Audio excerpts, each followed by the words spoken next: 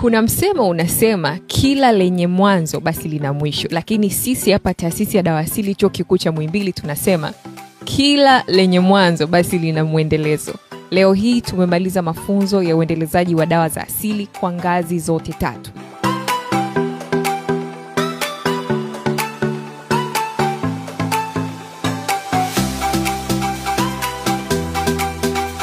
Dawa asili zinapokutana na sayansi, basi kinachotoka pale ni dawa zenye ubora pamoja na usalama. Katika mafunzo kwa ngazi ya 1 mpaka ya 3, washiriki walipata nafasi ya kutembelea maabara mbalimbali katika Chuo Kikuu cha Afya na Sayansi Shirikishi Muhimbili ili kufanya mafunzo yao kwa vitendo.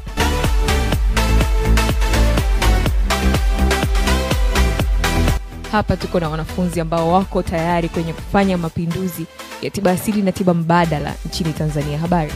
Salama kabisa. Habari yako? Salama. Waeleze wa Tanzania kwa ufupi tu ni kipi ambacho unakichukua na kwenda kukifanyia kazi.